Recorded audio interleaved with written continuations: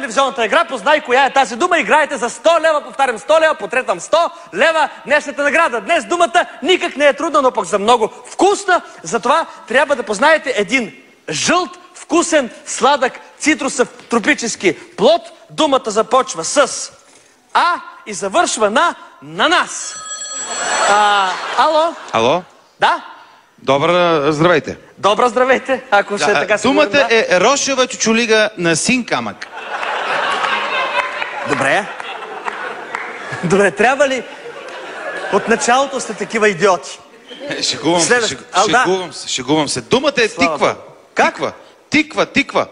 Как тиква? Е как? Жълта, вкусна, сладка. Ти си тиква. Започва с А и завършва с С. Ало? Ало, кой бе? Аз съм си аз, вие кой сте? Ало, Виолето, ти ли си, ма? Не съм Виолета. Глухар. Аз съм мъж, не виждате ли, телевизионен водещ. Играта е познай коя е тази дума. Следващия, ало. Ало? Да? Думите са 3. Айде в нас. Стига глупости, ай е следващия. Извинете, пак съм аз от преди малко. Измислих ви едно стихче, ето го. Пак съм аз, айде в нас. Аз се казвам Спаска и обичам да ме мляскат. Госпожо, намерете си някой друг да ви свърши работата. Аз работя тук, не мога сега. Ало. Следващия. Ало! Да! Ало! Здравей, приятелю! Всеки път те гледам по диагонал от туалетната, директно в хола мятам сукото, значи. Не, пак той е от туалетната. Не, спрете, затворете. Няма не. Ох, защото си ми дружка и винаги ме забавляваш в трудни моменти и аз ти измислих стихче, значи. Току-що го написах на едно листче, значи. Чай го намеря. Его, то няма друго листче, значи. Как ни... ето да. Много пък нечетливо, бе. Айде, бе, господине, бе. Чакай малко, бе. Чак не ми се вярва колко често ме прокарва, щом си пусна твоята игра, веднага тичам да си... Не, стига, айде вече. Ало, здравейте. Да. Валентин се обажда, некой да ме търсил, разбираш. Да? Лекуващият ти психиатър каза спешно да му се обадиш. Спешно! Приятелю, пак съм аз.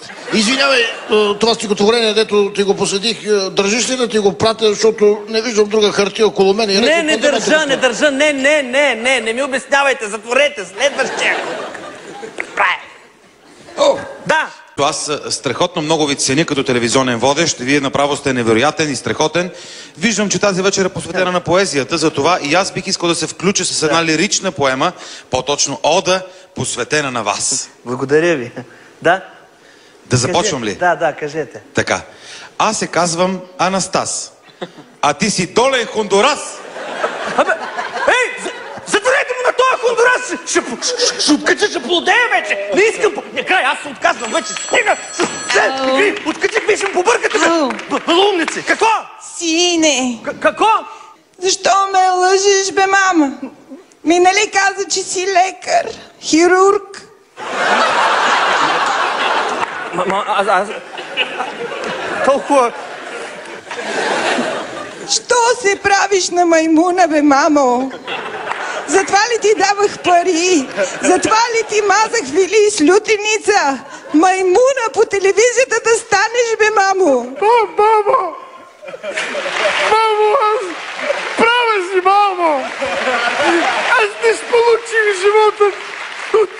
Край, утре се връщам в Седларовци! Край на играта!